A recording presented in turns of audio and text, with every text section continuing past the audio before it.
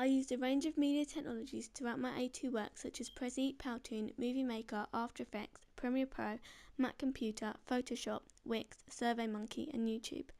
These various technologies help me to create coursework not based solely upon long paragraphs which are boring and do not achieve the creative approach a media student aims for.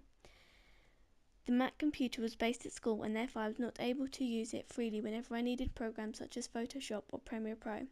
Although the computer had all the programs I needed to create my A-level, the inconvenience of it only being able to use during lesson and at times after school was difficult, therefore I did not use it as often. HP Pavilion 360 is my home laptop which I chose to get at the beginning of year 13 due to the fact that my old laptop was pretty much out of use and extremely slow. This laptop was especially useful as the screen can be turned around fully, turning it into a tablet. This was useful when creating the poster for our trailer as it helped when having to create the dark vignette around the edge of the image by using a large brush. However, as it was not the Mac at school which consisted of all the necessary Adobe programs like Premiere Pro, I either had to find alternatives or pay for these programs. The alternatives such as Paint have as wide a range of effects and brushes. Therefore, they were not able to create the professional look I wanted. As well as this, I did not want to pay for the Adobe programs as I only needed them for a few months. Therefore, I was able to find a way that I could download them for a 30-day trial. The only downside to this was that I was not able to download them all at once as they would have run out before I'd finished my work. Therefore, I downloaded as and when I needed them and spaced them out in order to ensure that I could use them all. I used Prezi, which was active presentation software used online and used for a couple of pieces of my coursework such as pitches and evaluation. Prezi is easy to use as they already have many templates which you can choose to suit the work you are creating. As well as this, you can import YouTube videos, images and sound in order to create a presentation that does not just consist of writing. I used Photoshop in order to make the poster for our horror film. I did have previous experience with Photoshop when using it to create my music magazine in Year 12. However, after not using it for quite a few months, it took some getting used to when using it again. Photoshop enabled me to use a variety of tools to manipulate the image into looking more sinister and comply with the horror conventions of a film poster. If I did not have Photoshop, then I would have to use a different program such as Paint, which is very amateur and would not have created the poster that looked even the slightest bit professional, due to the fact that there is a very limited range of tools compared to Photoshop. For example, in order to make the symbol on the protagonist's back look more like a realistic cut, I had to alter the colour of the symbol without changing the rest of the image too much. Therefore, Photoshop allowed me to use the magnetic lasso tool to select only the symbol so that I could alter it. Whereas Paint or Paint.net does not have any of these tools, and therefore if I wanted to change the symbol using these programs, it would also alter the rest of the image, resulting in it looking much less realistic. Photoshop also has a variety of typography options that I could use to make the title on the poster fit the conventions of horror film posters. Due to the fact that downloading Premiere Pro only gave me 30 days, I decided not to download it during the time I was doing research and planning. Therefore, some videos that I created for this part of my coursework, I had to use the only option that was available to me, which is an updated version of Windows Movie Maker. Although it was not an ideal way to create videos, I was still able to create them and included various effects and transitions in order to help them flow. The one downside to Movie Maker was the fact that it was not as advanced as Premiere Pro and therefore the videos were not as professional. When coming to the construction stages, I then downloaded the trial for Premiere Pro, which I would be able to use during the construction and evaluations. We discussed ways to edit the trailer, however Holly edited the majority of it, and therefore I did not use as much of a range of things as she may have. I used Premiere Pro when creating construction videos for the ancillary tasks, the poster and the website. Even though I needed the Mac in order to screen record myself during the construction stages, I then took these videos home and used Premiere Pro to create the videos. Premiere Pro allowed me to use the razor tool in order to cut the middle of a clip where I may have stopped for a few minutes or gone onto a different page that I did not need to include. Therefore, with the razor tool, I was able to cut out sections without deleting the end or start of the clip that I may have needed. After Effects was another Adobe program that I downloaded the trial for in order to create titles for our trailer.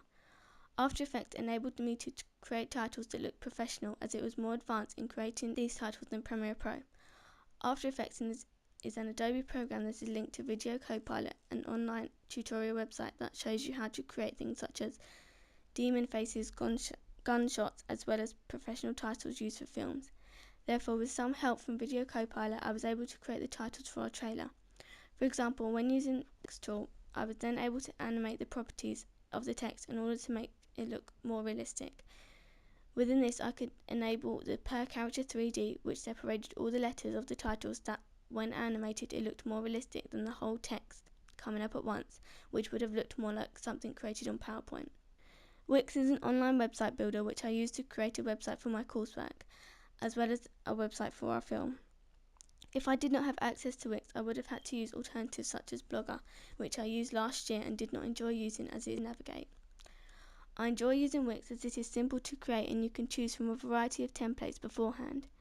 With Wix, I was able to create headings for all parts of my coursework: research, planning, construction, evaluation, and final pieces. Under these headings, I could also create subpages, which when published created a drop-down under the headings. With Wix, it was also much easier to import videos and images. As well as this, there are a variety of things that I was able to: galleries, media buttons, links to websites, blogs, social networking sites, etc. YouTube was essential in order to upload my videos so that I could embed them onto Wix. However, YouTube was also used during research stages of my coursework in order to watch horror trailers so that we could analyse them and get ideas from them in order to use to make our trailer look authentic.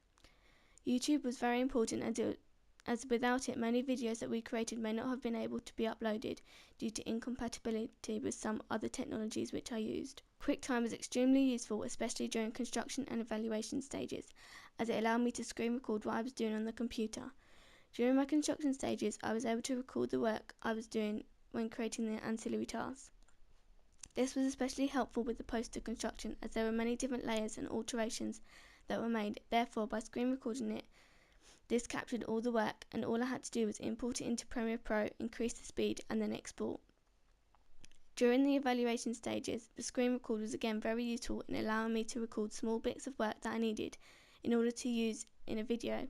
I also used SurveyMonkey, which is an online survey creator where you create your own survey and then send it out to recipients who respond, and you are able to gather the data and their individual responses.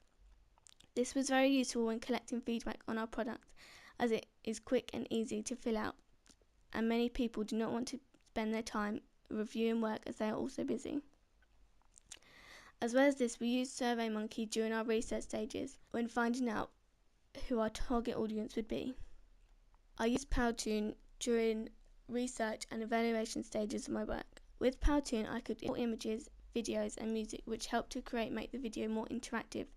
As well as this, there was a variety of text options I was able to use, such as the illusion that I was writing on the video myself when a hand appears and starts to write the sentences.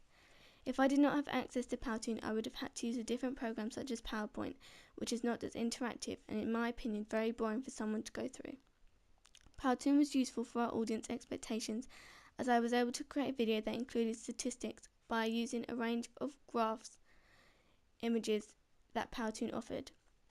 This was also something I could create for my evaluation question 3 in order to show the statistics according to the feedback we received from our target audience. Therefore, over the course of my research, planning, construction and evaluation stages, I feel as though I've used a range of technologies which were available to me and were especially helpful in creating the end products which we aim to convey the conventions of real horror promotion packages.